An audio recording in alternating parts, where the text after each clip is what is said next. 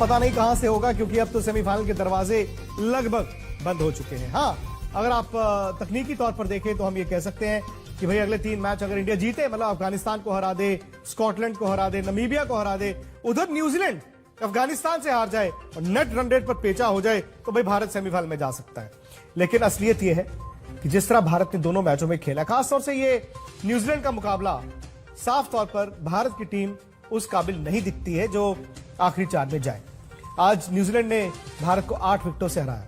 New Zealand ने जबरदस्त गेंदबाजी की, बल्लेबाजी में भी 111 रन वो चेज कर रहे थे, 2 विकेटें जरूर गिरी, लेकिन न्यूजीलैंड का बाल भी बांका नहीं हुआ। स्टूडियो में मदन जी हैं, प्रज्ञान ओझा हैं, दुबई से सनी भाई हैं, सुनील गावस्कर हैं, हरभजन सिंह मेरे साथ मुंबई से हैं। लेकिन इससे पहले कि हम बातचीत को आगे बढ़ाएं, क्योंकि ये जो हो गया वो तो हो गया, अब आगे का रास्ता, क्योंकि कभी कभी होता है ना कि हार से आपको सीखने को मिलता है, तो भारतीय क्रिकेट क्या सीख सकती है उस पर चर्चा होगी। तो सवाल हैं और सवालों का जवाब देने वाले एक्सपर्ट्स भी हैं, क्योंकि आज हमने सच बोलना है। जब हार या जीत में आप सच को देखते नहीं तो नतीजा कुछ इसी तरह का होता है। सवाल क्या क्या है? सवाल आपके सामने है कि हर बड़ा मैच आता है तो उसमें ये बॉडी लैंग्वेज इस तरह से क्यों हो जाती है? विराट ने खुद बोला ना कि हम बहादुरी से नहीं खेले, हमारी बॉडी लैंग्वेज ठीक नहीं थी, बल्लेबाज जो है शॉट्स खेलने में काफी हिचकिचा रहे थे। क्यों भाई, ये सब क्यों होता है? और आप देखिए, अगर आप इंटरनेशनल T20 जिस तरह से चल रही है, जो टेम्पलेट चल रहा है, दुनिया जहां पर पहुंच गई है, क्या हम वाकई बहुत ज्यादा पीछे हैं? ये विराट की 5 बड़ी जो बातें निकल कर आई हैं उनकी प्रेस कॉन्फ्रेंस में यही है। उन्होंने कहा कि हमारी बॉडी लैंग्वेज खराब थी, हम बहादुरी से नहीं खेले।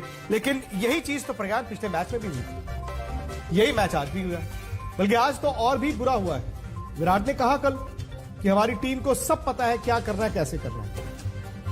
जी देखिए, एक बड़ी बात ये मैच के बारे में बात करूंगा जो मैं बार बार कह रहा था, वो ये है कि जो लाइनअप है आप उसको डिस्टर्ब करते हैं इतने इंपॉर्टेंट मैच में। आपके जो 2 प्रमुख बल्लेबाज हैं उनको आप ऊपर नीचे कर रहे हो इतने बड़े मैच में, वो कहीं ना कहीं बड़ा सा वो मतलब गेम को फिर फंसा गया, मुझे लगता है। सर भाई, वही बात जो आपने कही वही प्रज्ञान कह रहे हैं। अब सवाल यह है कि अब क्या मैं सबसे पहले ये टूर्नामेंट, आपने कहा कि अभी भी पॉसिबिलिटी है, वो बाकी रहती है कि भारत अफगानिस्तान को हरा दे, स्कॉटलैंड को हरा दे, नमीबिया को भी हरा दे, फिर हम ये उम्मीद करें कि न्यूजीलैंड जो है वो अफगानिस्तान से हार जाए, नेट रन रेट इधर चले जाए उधर चले जाए। तो एक तो ये, क्या वाकई रियलिस्टिकली आपको लगता है? दूसरा, क्या वाकई भारत का T20 का टेम्पलेट बाकी मुल्कों से पिछड़ा हुआ था? नहीं जी नहीं, क्योंकि जिस तरह से आप आईपीएल में जो परफॉर्मेंस देखते हैं वहां पे तो बिल्कुल ऐसा नहीं लगता कि भारतीय खिलाड़ी है, उनकी जो अप्रोच है वो पीछे है, मतलब बाकी देशों से जो खिलाड़ी है उनसे पीछे, ऐसा तो नहीं लगता। पर आईपीएल में एक अलग माहौल होता है, आईपीएल में एक अलग जैसे कि डेडिकेशन होती है, वही सेम यहाँ पे नहीं दिखाई देती। और इसी की वजह से हमें पिछले कुछ 2020 वर्ल्ड कप में दिक्कतें आई है, वो इसी की वजह से।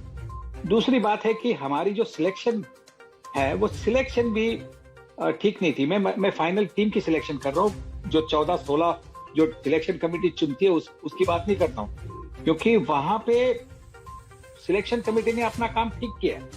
पर जो यहाँ मतलब टीम सिलेक्शन जो करते 11 की सिलेक्शन होती है, वहां पे पिछले मैच से हमने देखा है कि जो करना था वो नहीं किया है, और इसी की वजह से इस हाल में है कि अभी हमें ये प्रार्थना करनी होगी कि कुछ भी करके अफगानिस्तान न्यूजीलैंड को बुरी तरह से हराए और उसके बाद में हम 3 मैचेस जीते और फिर क्वालिफाई हो जाए। मुझे लगता है कि ये बड़ा मुश्किल होगा, क्योंकि न्यूजीलैंड जिस तरह से खेली आज, तो ऐसा लगता है कि वो अफगानिस्तान पर भी मात करेगी, ऐसा लगता है। तो अगर वो हुआ तो उसका मतलब कि भारत के इस टूर्नामेंट के चांसेस पूरी तरह से हाथ से निकल गए। सनी भाई, बल्कि मैं तो ये कहूंगा कि इंडिया अफगानिस्तान को हरा दे, वो भी यहां से आंख बंद करके शायद मैं कमिट नहीं